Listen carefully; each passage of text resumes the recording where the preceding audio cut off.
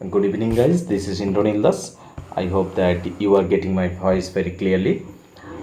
আজকে আমি মহাভারতের বিষয়টা আলোচনা করতে চাইব। Background of the Mahabharata. Mahabharata কি? মহাভারত হলো মূলত ভারতবর্ষের একটা মহান এপিক বা মহাকাব্য। এমন একটি মহাকাব্য যে মহাকাব্য প্রায় ধর্মগ্রন্থের স্থানে পৌঁছে গেছেন। এই মহাভারত যদি তুমি পড়ো, দ্য মহাভারত, এখান থেকে তুমি এমন কিছু তথ্য পাবে যেগুলো তোমার সারাটা জীবন ধরে তোমার কাজে লাগবে।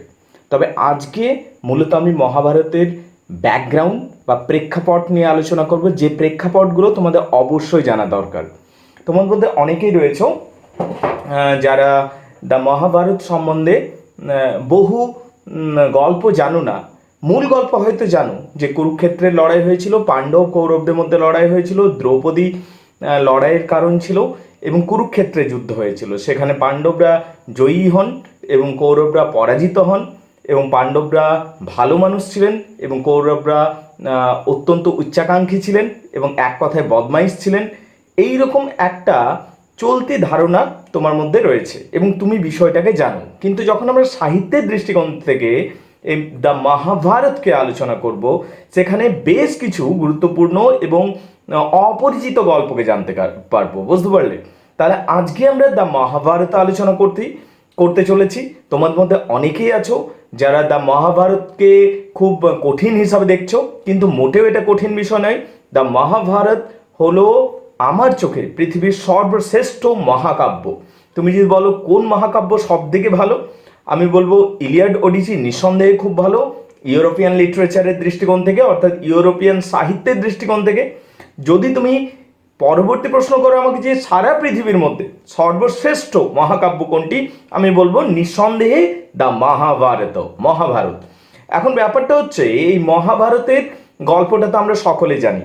তাহলে কি এমন নতুন তথ্য আজকে আমি তুলতে চাইবো তোমাদের সামনে, যেটার কারণবশত তোমাদের এত আগ্রহ সৃষ্টি হবে দ্য মহাভারতের প্রতি? দেখো, আমি প্রথমেই বলবো দ্য মহাভারতের এমন কিছু গল্পকে, এমন কিছু চরিত্রের উপর আজকে আমি আলোকপাত করার চেষ্টা করব, যে চরিত্রগুলি, যে গল্পগুলো হয়তো তোমার কাছে ততটা পরিষ্কার নয়, এবং এই গল্পগুলো জানার পর দ্য মহাভারতকে তোমার অনেক বেশি মানে তোমার কাছে একটা যেন নতুন জগৎ খুলে যাবে। দ্য মহাভারতকে তুমি নতুনভাবে সম্মান করতে শিখবে। বুঝতে পারলে গাইজ?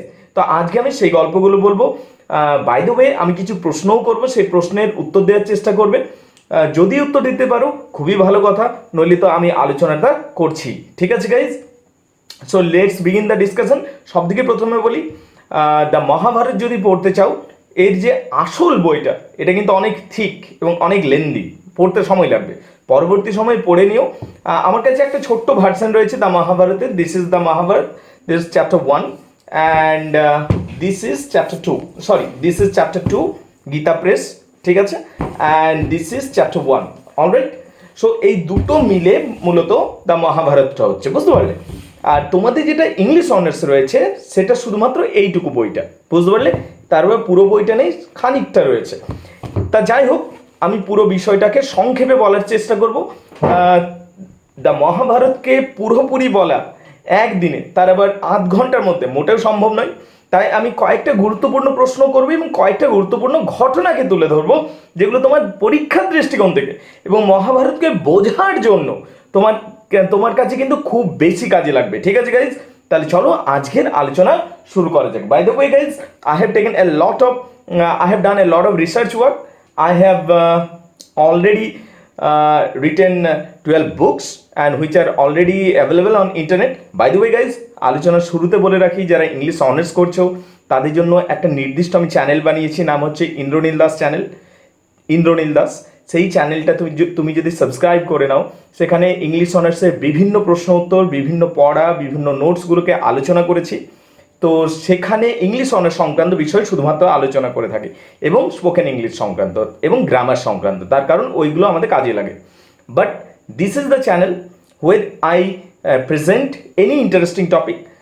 লিটারেচার অর্থাৎ সাহিত্যের বিষয়টা তো তুলে ধরি, তার কারণ আমি সাহিত্যের প্রেক্ষাপটকে তুলে ধরতে পছন্দ করি। সাহিত্যের প্রতি আমার যেন একটা নির্দিষ্ট নিজের একটা টান রয়েছে, তাই সাহিত্যের বিষয়কে তুলে ধরবো। আজকে আমার আলোচ্য বিষয় হলো দ্য মহাভারত, রাইট? মূল গল্পে আসা যাক। তো মূল গল্প আমি ইতিমধ্যে এক কথায় বলে দিয়েছি, ঠিক আছে? এই বিষয়টা এমনই একটা বিষয় যেখানটা আমি স্পর্শ করবো সেখান থেকে গল্প বেরিয়ে আসবে, সেখান থেকে একটা নতুন ফোল্ডার বেরিয়ে আসবে, সেই ফোল্ডারে যাবো সেখান থেকে আবার চারটা পাঁচটা ফোল্ডার বেরিয়ে আসবে। এইরকম এত ভাস্ট বিষয়, এটাকে অনেকে কেওস বলে থাকেন, বুঝতে পারলে?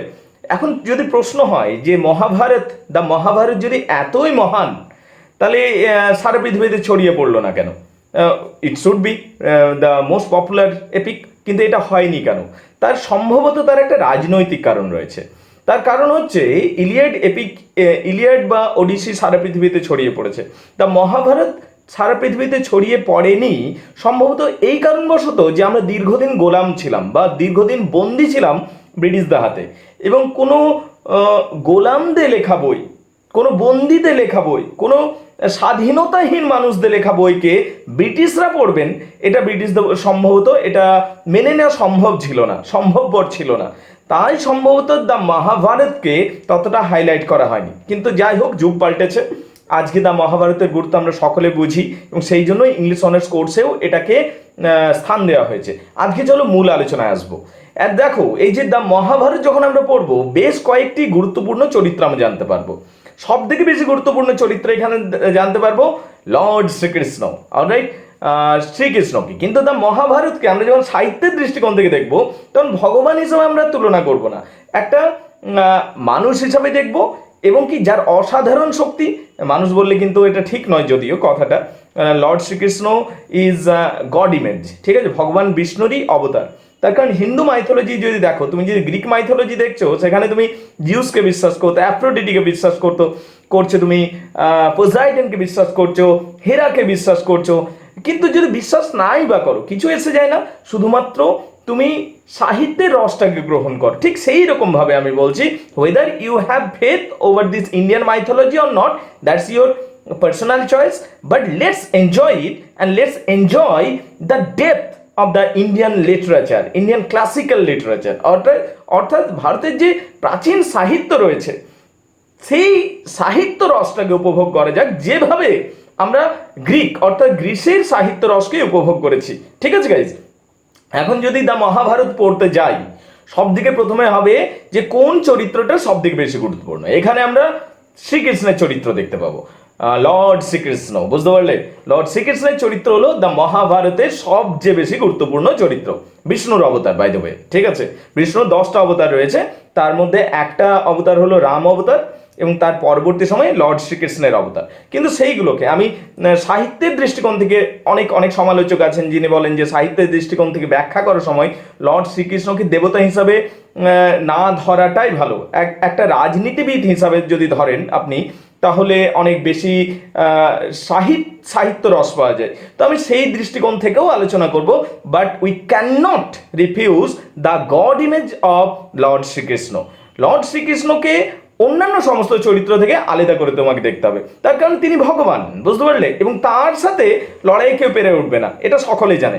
তো লর্ড শ্রীকৃষ্ণ সেই জন্য কিন্তু অস্ত্র ধারণ করেননি এই মহাভারতের যুদ্ধে, শুধুমাত্র নিজের বুদ্ধি এবং উপদেশ দিয়েছেন পাণ্ডবদের, এবং তাতেই কিন্তু পাণ্ডবরা জিতে গেছেন। এখন যদি যুদ্ধের প্রেক্ষাপট দেখি, কি যে এখানে যিনি দ্রৌপদী রয়েছেন, দ্রৌপদীকে অপমান করার জন্য এই যুদ্ধ, কুরুক্ষেত্রের যুদ্ধে আমরা এখানে দেখতে পাই যে একদিকে কৌরবরা রয়েছে, একদিকে পাণ্ডবরা রয়েছে। সেই দ্রৌপদী তো মূল কারণ রয়েছে, তাছাড়াও কিছু ল্যান্ড ডিসপিউট, অর্থাৎ সিভিল ডিসপিউট আইনের ভাষায় বলতে গেলে, ঠিক আছে? তো সেটাও রয়েছে। বাই দ্য ওয়ে, এবারে যদি আমার প্রশ্ন হয়, মহাভারতের গল্পটা এক ঝলকে বলে দেওয়ার পর আমি যদি বলতে চাই, যে প্রশ্ন করি তোমাদের, দেখি যেহেতু তোমরাও মোটামুটিভাবে জানো, মহাভারতের যে এই যে যুদ্ধ হয়েছে, কুরুক্ষেত্রের যুদ্ধ, এখানে অনেক মহান রথীতে আমরা পাই, মহান যোদ্ধাতে পাই, যেখানে আমরা ভীষ্মকে পাবো, যেখানে আমরা অর্জুনকে পাবো, যেখানে আচ্ছা কুরুক্ষেত্রের যুদ্ধে আগে পাণ্ডবদের দিক থেকে যদি দেখি, কে সব থেকে ভালো যোদ্ধা ছিল? অর্জুন। পাণ্ডবরা 5 ভাই যারা ছিলেন, তাদের মধ্যে সব থেকে ভালো যোদ্ধা কে ছিল? নিঃসন্দেহে Arjuna was the greatest warrior from the Pandava side. পাণ্ডবরা কি ন্যায়ের দিকে ছিল এবং কৌরবরা ছিল অন্যায়ের দিকে। কিন্তু আমি যেভাবে গল্পটা বলবো সেখানে তুমি বুঝতে পারবে এই এই এই ন্যায় অন্যায়ের বিষয়টা যেন কুরুক্ষেত্রের যুদ্ধে অনেক আগেই উড়ে গেছে, বুঝতে পারলে? যেহেতু কৌরবরা দ্রৌপদীকে অপমান করেছিলেন এবং সেই জন্য হয়তো শেষ পর্যন্ত পাণ্ডবরা জয়ী হয়েছিলেন এবং কৌরবরা পরাজিত হয়েছিল, ঠিক আছে? এবং লর্ড শ্রীকৃষ্ণ তো সবসময় পাণ্ডবদের দিকে ছিলেন, তো সেই জন্য পাণ্ডবরা জয়ী হয়েছিলেন। ওকে, সব কিছুই কিন্তু এই যে যুদ্ধ জেতা শুরু থেকে শেষ পর্যন্ত সব কিছুই লর্ড শ্রীকৃষ্ণের অবদানে হয়েছে মহাভারতে। কিন্তু আমি আবার বলছি, এটা একটা অনেকে ধর্মের দৃষ্টিকোণ থেকে দেখতে পারে, but I would like to discuss it from the literary point of view. আমি সাহিত্যের দৃষ্টিকোণ থেকে বিষয়টা আলোচনা করব। এখন যদি প্রশ্ন হলো, এই যে মহাভারতের মহান যোদ্ধাদের আমরা পাই, এই যোদ্ধাদের মধ্যে সর্বশ্রেষ্ঠ যোদ্ধা কে? এটা আমার প্রশ্ন। Just comment, right? এখন আমার আলোচনা শুরু হয়নি। আলোচনা শুরু করার আগে আমি জানতে চাইবো যে অনেকগুলো আমরা যোদ্ধা পাচ্ছি। পাণ্ডবদের মধ্যে সর্বশ্রেষ্ঠ যোদ্ধা হলো অর্জুন। অর্জুনকে সবচেয়ে বেশি মানে বেস্ট, সব থেকে বেস্ট ওয়ারিয়ার বলা হয়, তার কারণ তিনি যেভাবে তীর ধনুক ছুটতে পারেন, বুঝতে পারলে, সেটা অসাধারণ। সারা পৃথিবীতে কেউ নেই যে অর্জুনকে তীর ধনুক প্রতিযোগিতা হারাতে পারবে। পরবর্তী সময়ে কর্ণ অবশ্যই এসেছিলেন, তো সেটা আবার অন্য গল্প। কিন্তু এক কথায় পাণ্ডবদের সর্বশ্রেষ্ঠ যোদ্ধা হলেন অর্জুন। তবে পাণ্ডবদের কি আর কেউ নেই ভালো যোদ্ধা? ইয়েস, আরও কয়েকজন ভালো যোদ্ধা পাবো। তার মধ্যে ভীম। ভীমের গায়ের জোর মানে শারীরিক শক্তি প্রচণ্ড বেশি, বুঝতে পারলে? ওই যে বলে না, ভীমের মধ্যে 10টা হাতির শক্তি ছিল, এইরকম ছিল ভীম। এবং কি বড় বড় গাছকে তিনি উপড়ে ফেলতে পারতেন, বড় বড় পাথরকে তিনি ছুঁড়তে পারতেন, এবং মল্লযুদ্ধে তিনি তার প্রতিযোগীকে ছিঁড়ে ফেলতে পারতেন। এতটাই শক্তি ছিল ভীম, গদাধারী ভীম, বুঝতে পারলে? তাহলে কি অর্জুনকে পায় ধনুকধারী এবং সর্বশ্রেষ্ঠ যোদ্ধা? পাণ্ডবদের দিকে বলছি। ভীম ভীম হলো গদাধারী, যার গায়ে প্রচণ্ড শক্তি, ঠিক আছে? ভীম, অর্জুন। নকুল সহদেবকে দ্য গ্রেট ওয়ারিয়ার বলা যেতে পারে কিনা সেটা নিয়ে সন্দেহ রয়েছে। নকুল সহদেব বাদ দিলাম আমি, ঠিক আছে? যুধিষ্ঠিরকে গ্রেট ওয়ারিয়ার বলা যাবে না সেরকম ভাবে, ঠিক আছে? ওনার মধ্যে তবে ন্যায়বোধ খুব সুন্দর ছিল, ঠিক আছে? এবার যদি কৌরবদের দিকে দেখি, কৌরবদের দিকে কে কে রয়েছে? দুর্যোধন। সব দিকে প্রথমে বলবো দুর্যোধনের নাম। দুর্যোধন গদা যুদ্ধ শিখেছেন কার কাছে? গদা যুদ্ধ শিখেছেন লর্ড শ্রীকৃষ্ণের দাদা বা বড় ভাই, যিনি লর্ড শ্রীকৃষ্ণের বড় ভাই বলরামের কাছ থেকে তিনি গদা যুদ্ধ শিখেছেন, বুঝতে পারলে? ভীমও, বাই দ্য ওয়ে, এই যে পাণ্ডবদের পক্ষে ভীম রয়েছে, ভীমও কিন্তু গদা যুদ্ধ শিখেছিলেন বলরামের কাছ থেকে। তাহলে দুর্যোধন এবং ভীম দুজনেই গদা যুদ্ধ শিখেছিলেন বলরামের কাছ থেকে, লর্ড শ্রীকৃষ্ণের দাদার কাছ থেকে। কিন্তু অদ্ভুতভাবে বলরামের প্রিয় শিষ্য যিনি ছিলেন, প্রিয় শিষ্য ভীম ছিলেন না, ছিলেন দুর্যোধন। অথচ দুর্যোধনকেই এখানে ভিলেন হিসাবে দেখানো হবে এই পুরো মহাভারতে। আমি একটা নতুন দৃষ্টিকোণ নিয়ে আলোচনা করছি। I hope that nobody will be heart. তার কারণ এটা সাহিত্যের পরিধিতে আমরা আলোচনা করছি। It is not about religious sentiment, just I am talking about the literary point of view. তার কারণ সাহিত্যের সমস্ত দৃষ্টিকোণকে স্বাগত করা হয়। তাই লেটস ডিসকাস দ্য পয়েন্ট। আচ্ছা, তাহলে কুরুক্ষেত্রের যুদ্ধে যদি দেখি, কুরু বংশে বা এই কৌরবদের মধ্যে মহান যোদ্ধাদের কথা কি বলবো? অন্যদিকে পাণ্ডবদের আমরা মধ্যে পেয়েছি অর্জুনকে এবং ভীমকে, ঠিক আছে? মেনলি দুজন। ধৃষ্টদ্যুম্নও রয়েছেন, কিন্তু ততটা বোধহয় শক্তিশালী নয় যতটা ভীম অর্জুন, ঠিক আছে? তাহলে এটা হলো পাণ্ডবদের দিকটা চুকে গেছে। এবার আমরা যদি কৌরবদের দিকে দেখি, তাহলে কাকে দেখতে পাবো? কৌরবদের দিক থেকে আমরা দেখতে পাবো সব দিক বলুন দুর্যোধন, যিনি সিংহাসনের দাবি করছেন। এই দুর্যোধন ভয়ানক গদা যুদ্ধের মানে গদা নিয়ে যুদ্ধ করতে পারেন, দারুণ, দ্য বেস্ট ওয়ারিয়ার, ঠিক আছে? এমন একজন যোদ্ধা যিনি গদা নিয়ে দারুণ লড়াই করতে পারেন। মানে ভীমের সাথে যদি লড়াই হয় অ্যান্ড ফেয়ার ফাইট হয়, তাহলে কিন্তু দুর্যোধন হারে না, খেয়াল রাখবে। যদি ফেয়ার ফাইট হয়, অর্থাৎ ন্যায় সূচকভাবে যদি লড়াই হয়, গদা যুদ্ধের নিয়ম ছিল যে কোমরের নিচে আঘাত করা যাবে না। এবং শেষ মুহূর্তে আমরা যখন দেখি যে ভীমের সাথে দুর্যোধনের লড়াই হচ্ছে, তখন কিন্তু একটা গদা যুদ্ধ হচ্ছে, যেখানে সমস্ত পাণ্ডবরা ঘিরে বসে মানে মজা করে দেখছে যে এইবারে কৌরবদের যিনি মহারাজা, সেটা হচ্ছে দুর্যোধন, এবার হারবে ভীমের কাছে। কিন্তু ঘটনা হলো দুর্যোধন হারবার পাত্র নয়, এবং কেন হারতো না সেই ঘটনাও আজকে আমি বর্ণনা করব, ঠিক আছে? কিন্তু নিয়ম কি ছিল? গদা যুদ্ধের নিয়ম ছিল যে থাই মানে জাঙ্ঘে বা কোমরের নিচে কোনোদিন গদা যুদ্ধে আঘাত করা যায় না। কিন্তু যদি এই শেষ যুদ্ধ দেখি যে ভীম ভার্সেস দুর্যোধন, দুর্যোধন এবং ভীমের মধ্যে যে গদা যুদ্ধটা হয়েছিল, সেখানে আমরা পরিষ্কারভাবে দেখতে পাই যে ন্যায় নীতিকে দূরে সরিয়ে ভীম দুর্যোধনের উরুভঙ্গ করছেন, অর্থাৎ কোমরের নিচে আঘাত করছেন এবং তার জঙ্ঘা এবং তার উরুর হাড়কে ভেঙে ফেলছেন, এবং তার পরবর্তী সময় দুর্যোধনের মৃত্যু ঘটছে। ঠিক আছে, তাহলে যাই হোক, দুর্যোধন একজন মহান যোদ্ধা ছিলেন, যিনি মূলত বলরামের কাছ থেকে শিক্ষা গ্রহণ করেছিলেন। অন্যদিকে যদি আমরা দেখি এই কৌরবদের দিকে আর কে কে মহান যোদ্ধা রয়েছে, ভীষ্ম। ভীষ্ম কেমন মহান যোদ্ধা? সর্বশ্রেষ্ঠ যোদ্ধা বলতে পারে। ভীষ্ম এমনই একজন যোদ্ধা যিনি মরবেন না কোনো দিনই, অমর যোদ্ধা, ইমমর্টেল, যতক্ষণ না উনি নিজে থেকে ইচ্ছা প্রকাশ করেন যে আমি মৃত্যু চাইছি। তাহলে যদি তুমি যোদ্ধার বিচারে দেখতে যাও, তাহলে কৌরবরা কিন্তু অনেক বেশি শক্তিশালী। ঠিক আছে, কৌরবরা অনেক বেশি শক্তিশালী, তার কারণ ভীমের উত্তর হলো দুর্যোধন। ঠিক আছে, এবার কি অর্জুনের উত্তর হয়ে গেল ভীষ্ম, তার কারণ ভীষ্ম তো দারুণ যুদ্ধ করতে পারেন এবং ভীষ্ম মরবেন না। অর্জুন তো মারা যেতে পারেন, কিন্তু ভীষ্ম মরবেন না, তার কারণ হচ্ছে ভীষ্ম অমর চরিত্র। উনি বরদান পেয়েছেন যে তিনি যতক্ষণ না নিজে থেকে মরবো বলেন, তিনি কোনোদিন মরবেন না। তাহলে ভীষ্মকে পরাজিত করার কিন্তু কোনো প্রশ্নই ওঠে না। তাহলে এই হলো ভীষ্ম। কৌরবদের আরো একজন মহান যোদ্ধা, আরো একজন মহান যোদ্ধা রয়েছে দ্রোণাচার্য, যিনি হচ্ছেন সমস্ত কৌরব বলো পাণ্ডব বলো সকলকে শিখিয়েছেন কিভাবে যুদ্ধ চালনা করতে হয়, কিভাবে মায়াবী যুদ্ধ করতে হয়, কিভাবে অস্ত্র শস্ত্র প্রয়োগ করতে হয়, সমস্ত কিছু তিনি শিখিয়েছেন। তিনি হলেন দ্রোণাচার্য। এই দ্রোণাচার্য এক অসাধারণ শক্তির অধিকারী। By the way guys, Dronacharya সম্বন্ধে যখন বলছি, দ্রোণাচার্যের জন্মটা কিন্তু কোনো মাতৃগর্ভে হয়নি, এটা কিন্তু খেয়াল রাখবে। Drona was not born by any women's দ্রোণের কোনো মা নেই, বুঝতে পারলে? Drona was the first test tube baby in modern সেন্সে বলতে গেলে ফার্স্ট টেস্ট টিউব বেবি বলা যেতে পারে। সম্ভবত ঋষি ভরদ্বাজের পুত্র ছিলেন দ্রোণাচার্য। ঋষি ভরদ্বাজ একদিন যখন স্নান করে ফিরছিলেন, Rishi Bharadwaj was excited, sexually excited, watching an apsara, একটা অপ্সরা কে দেখে খুব এক্সাইটেড হয়ে গেছিলেন। বাট হি রিমাইন্ডেড দেন, কিন্তু তখনই তিনি, এই যে ঋষি ভরদ্বাজ যিনি দ্রোণের পিতা ছিলেন, তখন তিনি মনে করলেন যে দেবতারা তপস্যা ভাঙানোর জন্য এই সময় এই সমস্ত অপ্সরাদের সেন্ড করে থাকেন। তখন তিনি কি করেছিলেন, he ejected the sperm in a drona মানে কি, খোলার একটা পাত্রের মধ্যে তিনি নিজের স্পামটাকে রেখে দিয়েছিলেন। And as a result Drona was born, দ্রোণের জন্ম হয়েছিল। তো যখন ঋষি ভরদ্বাজ দেখলেন যে দ্রোণের জন্ম হয়েছিলেন, তখন তিনি দ্রোণকে বড় করেছিলেন নিজের পুত্র হিসাবে, যেহেতু ঋষি ভরদ্বাজেরই পুত্র হয়ে গেল।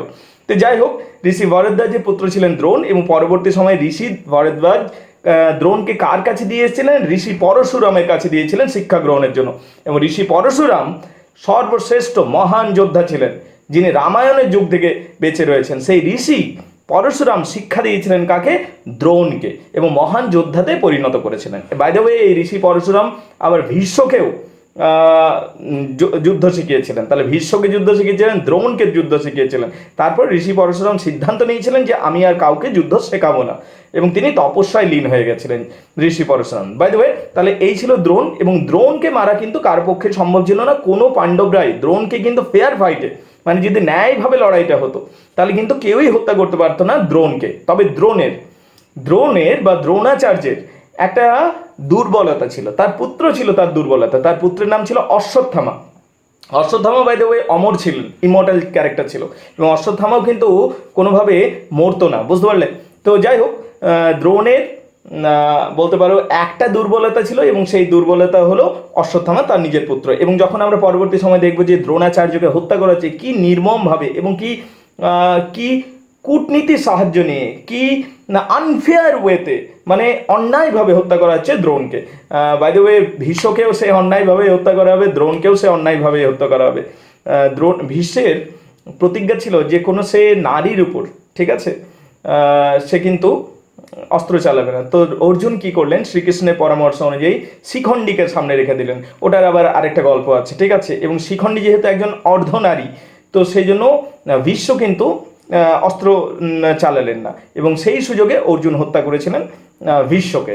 এবার যদি আমরা দেখি দ্রোণের কথাটাতে আসি, এবং দ্রোণকে আমরা দেখতে পাই যে দ্রোণ দারুণ লড়াই করছেন এবং পাণ্ডবরা হেরে যাচ্ছেন দ্রোণের সামনে। যখন ভীষ্ম মারা গেলেন, ভীষ্ম প্রচুর ক্ষতি করে দিয়েছিলেন পাণ্ডব শিবিরে, এবং ভীষ্ম যদি আরও লড়াই করতেন পাণ্ডবরা শেষ হয়ে যেত। তো তখন ভীষ্মকে হারানোর জন্য শিখণ্ডীর সাহায্য নিয়েছিলেন, এবং শিখণ্ডী যেহেতু একজন অর্ধনারী ছিলেন, অর্ধপুরুষ অর্ধনারী, তো তাকে সামনে দেখে নিয়ে ভীষ্ম কিন্তু আর লড়াই করলেন না। তার কারণ অর্জুনের সামনে শিখণ্ডী ছিল, এবং সেখানে অর্জুন যেন কাপুরুষের মতো তীরের পর তীর ছুঁড়ে ভীষ্মকে হত্যা করেছিলেন। তো এটা কাপুরুষ নয়, এটা ওয়ার স্ট্র্যাটেজি ভাই, কিছু করা যাবে না, বুঝতে পারলে?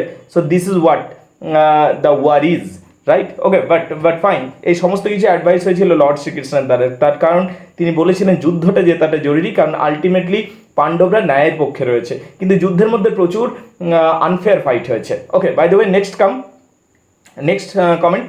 এরপরে যদি আমরা দেখি, পরের অংশে দেখতে পাবো দ্রোণকেও কিন্তু যুদ্ধক্ষেত্রে মারা যেতে হয়েছিল, কিন্তু এটা বলছি না যে তিনি মারা গেলেন বলেই যে তিনি কম যোদ্ধা বা কম মহান যোদ্ধা, এটা কিন্তু নয়।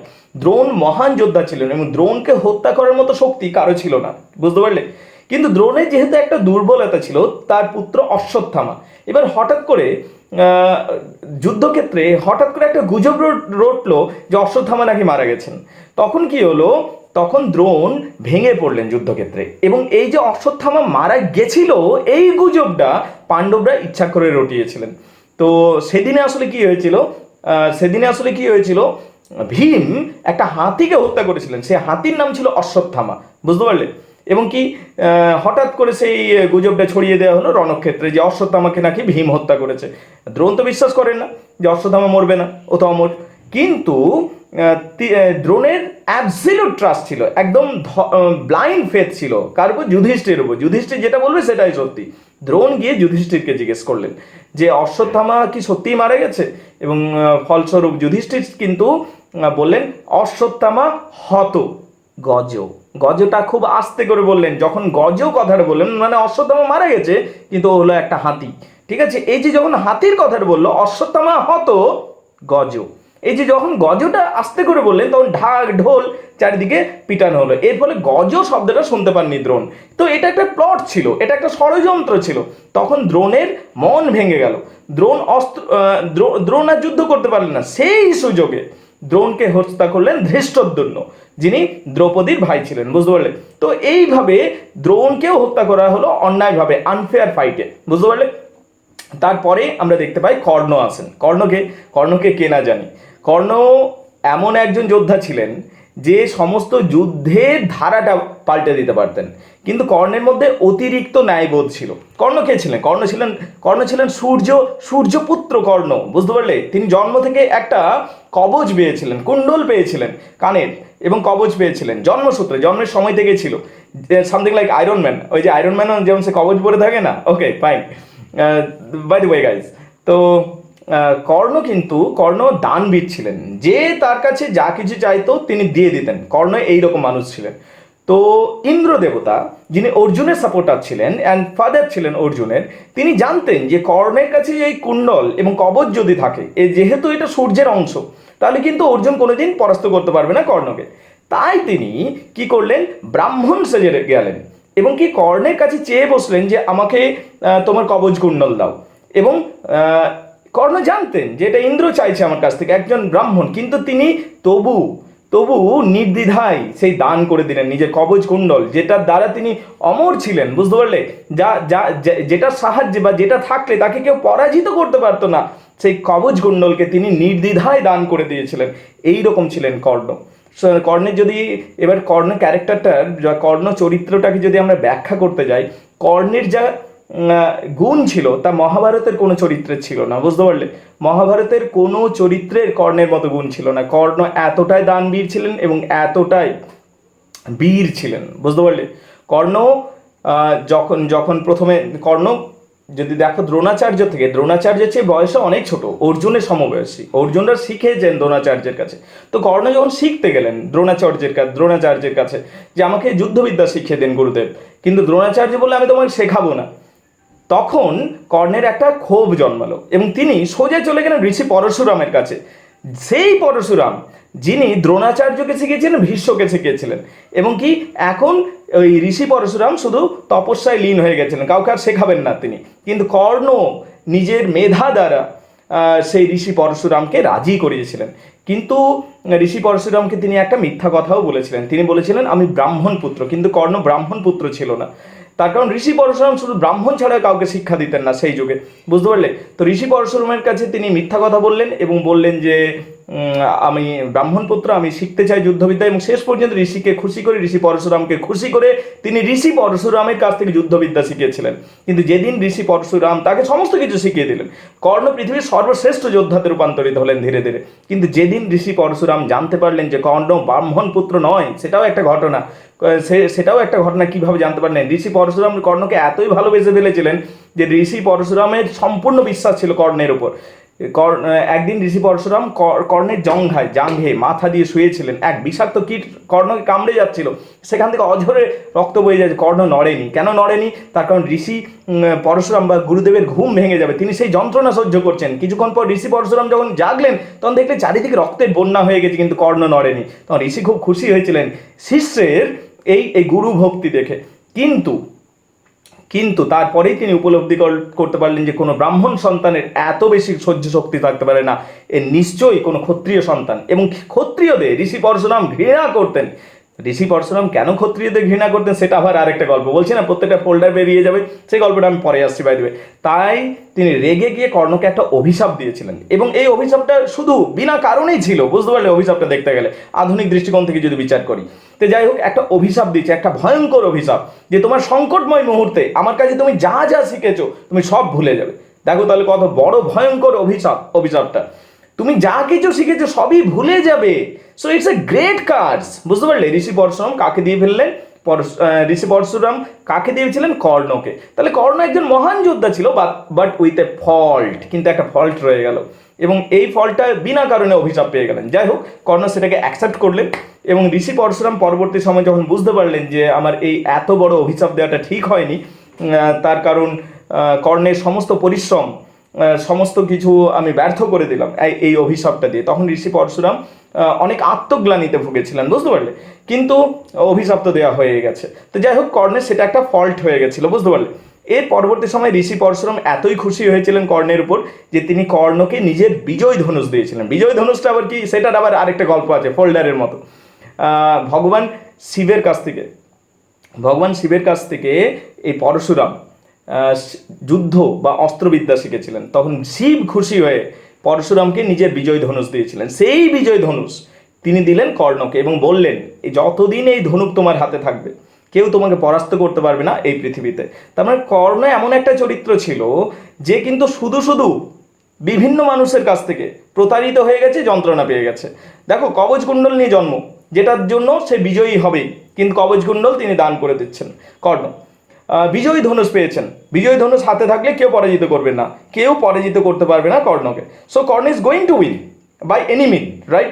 কিন্তু কি এমন পরিস্থিতি হবে যে বিজয় ধনুষ ফেলতে বাধ্য হবেন কর্ণ, বুঝতে পারলে? তাহলে বিজয় ধনুষ থাকবে না কর্ণের কাছে। সো এবার কি, আরও একটা ব্রাহ্মণের অভিশাপ থাকবে কর্ণের উপর, যেখানে তিনি ভুলবশত একটা বাছুরকে মেরে ফেলবেন, এবং সেই কারণবশত কর্ণ আরেকটা অভিশাপ পেয়ে যাবে। তো বিভিন্ন কারণ, ছোট ছোট কারণে কর্ণ বড়ভাবে পানিশড হয়ে গেছিল। সো সেই দিক থেকে আমি বলতে পারি যে কর্ণ চরিত্রটা একটা দয়াবান চরিত্র ছিল, এবং যদি কর্ণের দয়ালুতে জানো তাহলে তুমি বুঝতে পারবে যে কি মহান চরিত্র ছিল এই কর্ণটি। দেখো, তখন চন্দন কাঠ পাওয়া যাচ্ছিল না কোথাও, বুঝতে পারলে? এবং কর্ণর তখন কি হলো, ব্রাহ্মণরা এসে পৌঁছালেন যুধিষ্ঠিরের কাছে, বললো আমাদের চন্দন কাঠ প্রয়োজন আছে, বুঝতে পারলে? তো যুধিষ্ঠির বললেন এখন তো চন্দন কাঠ পাওয়া যাচ্ছে না, তোমরা বাবু পরের বছর এসো, আমি চন্দন কাঠের আয়োজন ব্যবস্থা করে রাখবো। তখন ব্রাহ্মণরা দুঃখ মনে যখন বেরিয়ে যাচ্ছিলেন, ঠিক সেই সময় দেখা হয়ে গেল লর্ড শ্রীকৃষ্ণের সাথে। তো লর্ড শ্রীকৃষ্ণকে বললেন আপনি কি চন্দন কাঠের ব্যবস্থা করতে পারেন না, আমাদের সেটা যজ্ঞের জন্য প্রয়োজন। তখন লর্ড শ্রীকৃষ্ণ বললেন হ্যাঁ, একজনই পারবে যে চন্দন কাঠের ব্যবস্থা করে দিতে পারবে, তোমরা চলে যাও কর্ণের কাছে যাও, উনি অবশ্যই কিছু না কিছু ব্যবস্থা করে দেবেন। তখন ব্রাহ্মণরা যুধিষ্ঠিরের কাছে না পেয়ে এলো কর্ণের কাছে, এবং কর্ণ বলল হ্যাঁ অবশ্যই আমি চন্দন কাঠের ব্যবস্থা করে দেবো, কিন্তু এই মুহূর্তে তো চন্দন কাঠ পাওয়া যাচ্ছে না, তাহলে কি উপায়? তাহলে এক কাজ করছি, আমার যে মুখ্য দরজাটা রয়েছে, আমার রাজমহলের যে মুখ্য দরজাটা, সেটা চন্দন কাঠ দিয়ে তৈরি, সেটাকে ভেঙে ফেলো এবং এই ব্রাহ্মণদের সেই চন্দন কাঠগুলো দিয়ে দাও। এতটাই দানি ছিল দানবীর কর্ণ, বুঝতে পারলে? যখন আমি কর্ণের দানবীর গুণগুলো নিয়ে কিছু বলছে, আরও একটা দুটো কথা বলে দিতে চাইবো, so that you will understand the character of Karna, the greatness of Karna. দেখো, কর্ণকে সবাই জানতো যে তিনি দান করেন, প্রচুর দান করেন, তিনি প্রত্যেকদিন প্রচুর দান করতেন। কে ছিলেন? এই ছিলেন কর্ণ, বুঝতে পারলে? একদিন হলো কি, সেদিন লর্ড শ্রীকৃষ্ণ যদিও পাণ্ডবদের দলে ছিলেন, কিন্তু এই লর্ড শ্রীকৃষ্ণ বারবার কর্ণের প্রশংসা করতেন, বুঝতে পারলে? লর্ড শ্রীকৃষ্ণ পাণ্ডবদের দলে ছিলেন এবং অর্জুনকে শেখাতেন যে কি করা উচিত কি করা উচিত নয়। কিন্তু আবার এই লর্ড শ্রীকৃষ্ণ অদ্ভুতভাবে কর্ণকে খুব ভালোবাসতেন এবং কর্ণের খুব বড় প্রশংসক ছিলেন। তো তিনি টাইম টু টাইম বারবার অর্জুনের সামনে কর্ণের প্রশংসা করতেন, যেটা শুনে অর্জুনের মধ্যে একটা জ্যালেসি বা ঈর্ষার সৃষ্টি হতো, বুঝতে পারলে? তা একদিন অর্জুন বলে উঠলো লর্ড শ্রীকৃষ্ণকে যে আপনি কেন কর্ণের প্রশংসা করেন, ও কি সত্যি এত দানবীর? তখন লর্ড শ্রীকৃষ্ণ বললেন, কর্ণ তো বীর বটেই, তার সাথে সাথে কর্ণের মতো দানবীর এই পৃথিবীতে সৃষ্টি হয়নি। অর্জুনের কথাটা খারাপ লাগলো। অর্জুন বলল যে আমিও তো দানবীর, তো আপনি তো আমার প্রশংসা করেননি, আমি তো কর্ণের চেয়ে বড় দানবীর, তা আপনি কিন্তু আমার প্রশংসা করেন না। লর্ড শ্রীকৃষ্ণ বললেন, সত্যি কি তাই? তুমি কর্ণের মতো দান করতে পারবে আমি যদি তোমাকে সুযোগ দিই? অর্জুন বললে, হ্যাঁ, এটার বড় কথা কি, আমি অবশ্যই দান করতে পারবো। লর্ড শ্রীকৃষ্ণ কি করলেন, নিজের শক্তির দ্বারা, একটা পাহাড় ছিল, সেই পাহাড়কে তিনি সোনার পাহাড়ে রূপান্তরিত করলেন, বুঝতে পারলে? কে করলেন এটা? লর্ড শ্রীকৃষ্ণ করলেন। এবং অর্জুনকে বললেন তুমি দান করো। অর্জুন দান করতে শুরু করলেন, ভোর থেকে দান করেই যাচ্ছেন এবং লোক এসেই পড়ছে, বারবার অনেক অনেক প্রচুর প্রচুর মানুষ আছে, যত বেশি খবর ছড়াচ্ছে যে দান হচ্ছে, সোনার জিনিস দান হচ্ছে, লোক তো এসে পড়ছেন। এবং অর্জুন দান করেই যাচ্ছেন, দান করে করে সন্ধ্যা পর্যন্ত অর্জুনের আর ক্ষমতা নেই দান করার ক্ষমতা, কিন্তু লোক প্রচুর চলে এসছে। তখন অর্জুন হাত জোড়ে করে বলছেন লর্ড শ্রীকৃষ্ণের কাছে যে আমাকে ক্ষমা করুন ভগবান কৃষ্ণ, এর বেশি দান করার আমার ক্ষমতা নেই, আমার শরীরে আর শক্তি নেই, আমি দান করতে পারবো না। তখন লর্ড শ্রীকৃষ্ণ হাসলেন, বললেন দেখবে এবার কর্ণ এটা করতে পারে কিনা, এই পুরো পাহাড়টা যা কিছু সম্পত্তি রয়েছে, পাহাড়ের মতো সম্পত্তি, সব কিছু কর্ণ দান করতে পারবে কিনা? অর্জুন বললে এটা সম্ভবই নয়, আমি আমার সমস্ত শক্তি প্রয়োগ করে দান করেছি, কিন্তু আজকে আর ক্ষমতা নেই, এটা কোনো মানুষের পক্ষে সম্ভব নয়। কর্ণ বলছে দেখো আমি কর্ণকে ডাকছি, মজা দেখো। কর্ণকে ডাকলেন, কর্ণ এসে উপস্থিত হলেন এবং কর্ণকে বললে, কর্ণ তুমি কি এই পাহাড়টাকে, এই স্বর্ণ পাহাড়কে দান করতে পারবে এই গ্রামবাসীদের মধ্যে? কর্ণ বললে হ্যাঁ, অবশ্যই পারবো। অর্জুন তো স্তম্ভিত যে কিভাবে এটা সম্ভব।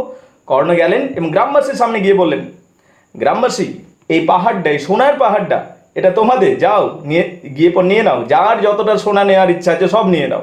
তাহলে দেখো, কর্ণ এক মুহূর্তে দান করে দিল, যেটা অর্জুন নিজের হাতে দান করছিল সকাল থেকে সন্ধ্যা পর্যন্ত, কর্ণ সেটা গ্রামবাসীদের গিয়ে বলে দিন এই পাহাড়টা তোমাদের, যাও গিয়ে পর নিয়ে নাও, যার যতটা সোনা প্রয়োজন আছে। গ্রামবাসীরা গিয়ে পর নিজেরাই নিয়ে চলে গেল, বুঝতে পারলে? এবং সোনার পাহাড়ে দান সম্পূর্ণ হলো। তাহলে দেখো, যেটা অর্জুন পারলো না সেটা কর্ণ পারলো। তখন অর্জুন হতভম্ব হয়ে গেলেন যে এই আইডিয়াটা, এই বুদ্ধিটা আমার মাথায় এলো না কেন? লর্ড শ্রীকৃষ্ণ তখন বললেন যে তুমি চেয়েছিলে যে তোমার সুনাম হোক, তোমার হাত দিয়ে সবাই নেক এবং তোমার গুণগান করুক, তুমি ওদের প্রবলেমটা বা ওদের সমস্যা নিয়ে কম চিন্তিত ছিলে, তুমি তোমার দানের গুণগান করতে চেয়েছিলে, তাই তোমার এই চিন্তা মাথায় আসেনি। কিন্তু কর্ণ শুধুমাত্র দান করতে চেয়েছিল, নিঃস্বার্থভাবে দান করতে চেয়েছিল, কিন্তু সে দানটা করতে চেয়েছিল, তাই কর্ণ এই ক্ষেত্রে সফল হলো। এমনকি কর্ণের আরও একটা ঘটনা আছে, মৃত্যুর সময় যখন কর্ণ মারা যাচ্ছেন, শেষে আমরা যখন জানতে পারি যে শেষে মারা যাচ্ছেন কর্ণ, কার হাতে মারা যাচ্ছেন? বাই দ্য ওয়ে, কর্ণকে অন্যায়ভাবে হত্যা করা হচ্ছে। কে হত্যা করছেন? অর্জুন হত্যা করছেন, অন্যায়ভাবে, অত্যন্ত অন্যায়ভাবে হত্যা করছেন অর্জুন। কিন্তু কেন হত্যা করছেন তার কারণ, নইলে কর্ণকে আর হারানো যাবে না, বুঝতে পারলে? তো বাই দ্য ওয়ে, কর্ণ যখন লুটিয়ে পড়েছেন, হেরে গেছেন মৃত্যু সামনে, এবং অর্জুন জিতে গেছেন এবং অর্জুন ফিরে আসছেন, বুঝতে পারলে? তখন লর্ড শ্রীকৃষ্ণকে বলছেন অর্জুন যে দেখলে সখা কৃষ্ণ, তুমি শুধু শুধু এই কর্ণের বীরত্বের প্রশংসা করতে, এবং তোমার দানবীর কর্ণ দেখো কীরকম ভূমিতে মাটিতে লুটিয়ে রয়েছে, বিজয়ী তো আমিই হলাম, এইটা বলল অর্জুন। তখন লর্ড শ্রীকৃষ্ণ বুঝলেন যে অর্জুনের মধ্যে ঈর্ষার সৃষ্টি হয়েছে, অর্জুনের মধ্যে অহংকার সৃষ্টি হয়েছে। তখন তিনি বললেন অর্জুনকে যে, লর্ড শ্রীকৃষ্ণ বলছেন অর্জুনকে যে কর্ণকে যদি তুমি আসলে জেনে থাকতে তাহলে তুমি ওর পা ধরে প্রণাম করতে, এতই মহান চরিত্র হলো কর্ণ। আর ও মহাবীর তো, কর্ণ তো মহাবীর অবশ্যই, তার মতো মহাবীর তো এই পৃথিবীতে নেই, এবং তার মতো দানবীরও কেউ নেই, এবং সেটা আমি এই মুহূর্তেও প্রমাণ করতে পারি। অর্জুন বললে এই মুহূর্তে? ও তো মৃত্যুশয্যায়, এখন তো কয়েকটাই তো ওর শ্বাস রয়েছে, ও কিভাবে প্রমাণ করবে যে ও সর্বশ্রেষ্ঠ দানবীর? তখন বললো চলো। এবং লর্ড শ্রীকৃষ্ণ যেহেতু একজন দেবতা ছিলেন, তো লর্ড শ্রীকৃষ্ণ সর্বশ্রেষ্ঠ যে দেবতা, তিনি কি করলেন, দুজনে অর্জুন এবং লর্ড শ্রীকৃষ্ণ দুজনে ব্রাহ্মণের বেশ ধারণ করলেন এবং এসে পৌঁছালেন সেই কর্ণের সামনে। এবং কর্ণকে গিয়ে বললেন যে আমরা দরিদ্র ব্রাহ্মণ। রূপ পাল্টে ফেলেছেন লর্ড শ্রীকৃষ্ণ এবং অর্জুন, এবং সেই যে মৃত্যু পথযাত্রী কর্ণ, যিনি হেরে গেছেন যুদ্ধক্ষেত্রে, পড়ে যাচ্ছেন, শেষ শ্বাস চলছে কর্ণের, সেখানে গিয়ে এসে পড়ছেন লর্ড শ্রীকৃষ্ণ এবং অর্জুন, এবং বললেন যে আমরা দরিদ্র ব্রাহ্মণ, আমরা আপনার সুনাম শুনেছিলাম যে আপনি অনেক দান করেন, আপনি আমাদের দান করুন। আপনি যদিও মৃত্যুসজ্জা, আপনি কি আমাদের দান করতে পারবেন? অর্জুন এবং লর্ড শ্রীকৃষ্ণ বলছেন কর্ণকে। এই কথা শুনে কর্ণ কি বলছেন?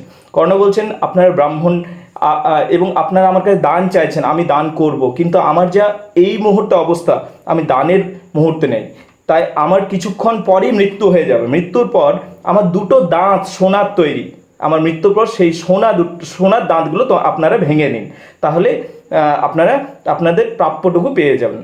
এই কথা শুনে অর্জুন এবং যিনি ব্রাহ্মণ সেজে এসছেন, লর্ড শ্রীকৃষ্ণ এবং অর্জুন দুজনেই তো ব্রাহ্মণ সেজে এসছেন, ওনারা বলছেন দরিদ্র ব্রাহ্মণ সেজে এসছেন। কৃষ্ণ বলছেন, যিনি ব্রাহ্মণ সেজে আছেন, যে দান করবেন আপনি এবং পাপ করবো আমরা আপনার দাঁত ভেঙে নিতে পারবো না আপনার মৃত্যুর সময়। আপনি যদি চান দান করতে, আপনি নিজেই দান করুন। তখন কর্ণ একটা পাথর নিচ্ছে, বারবার আঘাত করছে নিজে দাঁতে, এবং নিজের দাঁত ভেঙে দিচ্ছেন, সোনার দাঁতগুলো, এবং দান করছেন, মৃত্যুর সময় দান করছেন অর্জুনকে এবং লর্ড শ্রীকৃষ্ণকে, যারা ব্রাহ্মণ সেজেছিল, কিন্তু তাতে রক্ত লাগা আছে, তাতে রক্তের ছাপ রয়েছে। তখন লর্ড শ্রীকৃষ্ণ বলছেন, যিনি ব্রাহ্মণ সেজে আছেন, আপনি যে দানটা করছেন তাতে রক্তের ছাপ রয়েছে, আপনি এটা ধুয়ে দিন।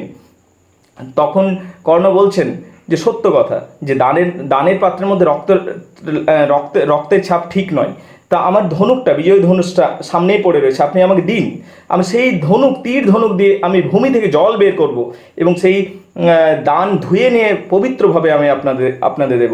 তখন লর্ড শ্রীকৃষ্ণ, যিনি ব্রাহ্মণ বেশে রয়েছেন, তিনি বলছেন যদি আপনাকে দান করতে হয়, আপনাকেই সমস্ত কিছু করতে হবে।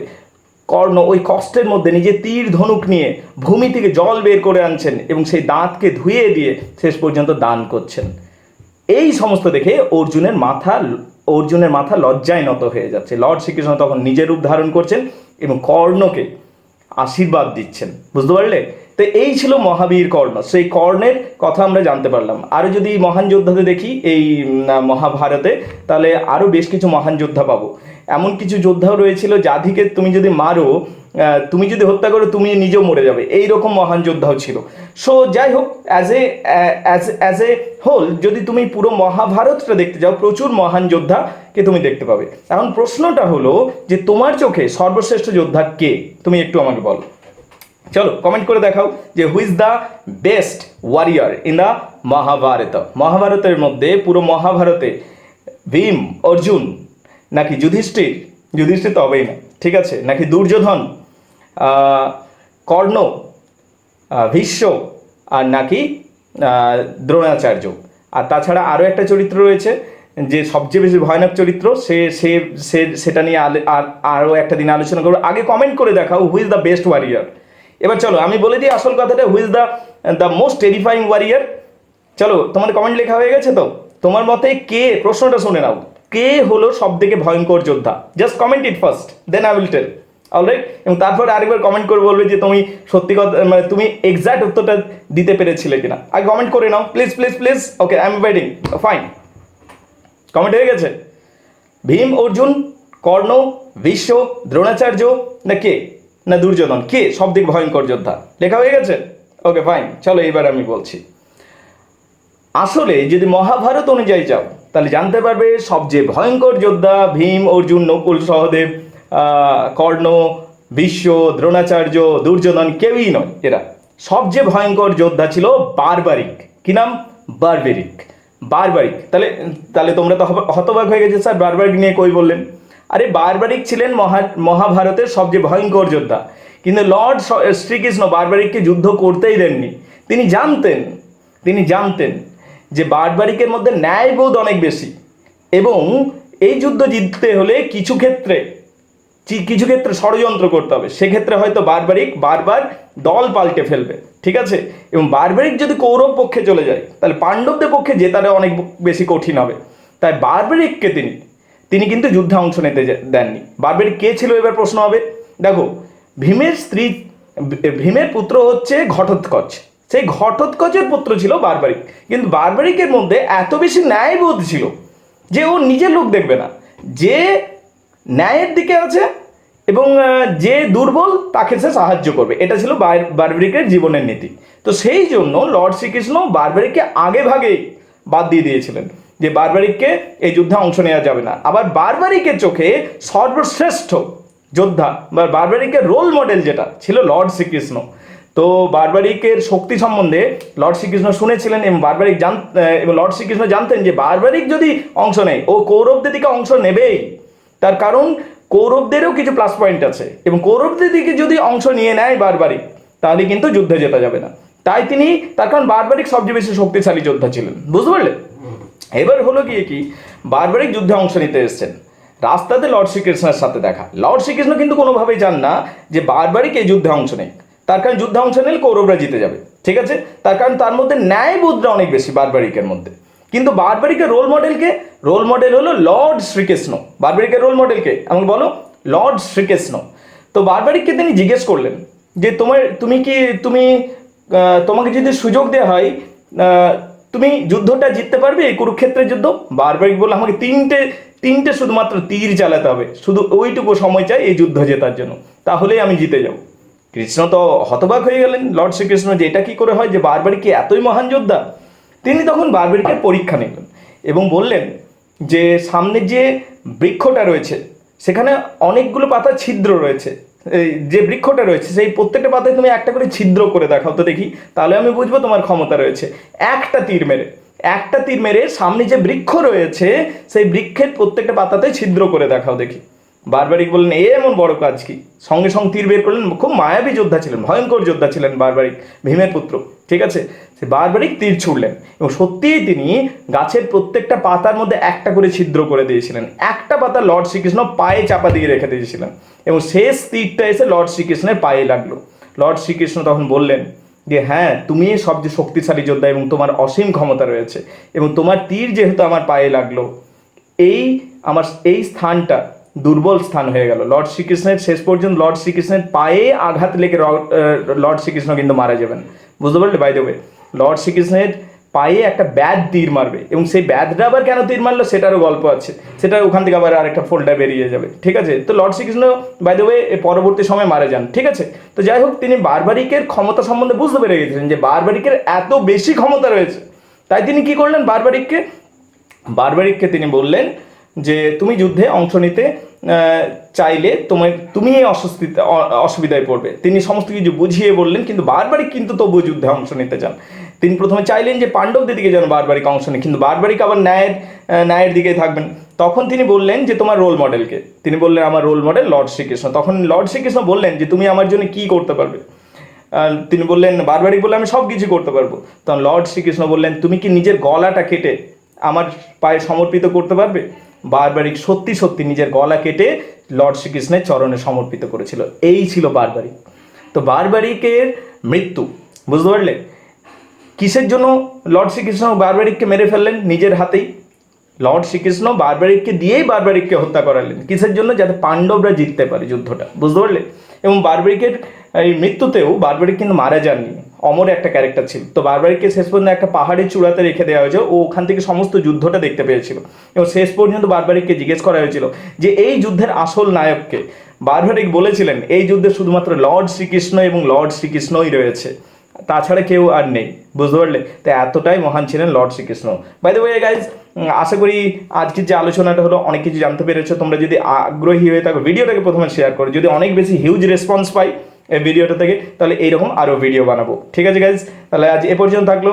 আশা করি তোমাদের বিষয়টা অনেক বেশি কাজে লাগবে। অনেক বেশি করে শেয়ার করো ভিডিওটা, এবং যদি এইরকম তথ্য পেতে চাইছো, প্রথম কথা হচ্ছে ভিডিওটাতে অনেক বেশি করে শেয়ারিং হতে হবে, ফার্স্ট পয়েন্ট।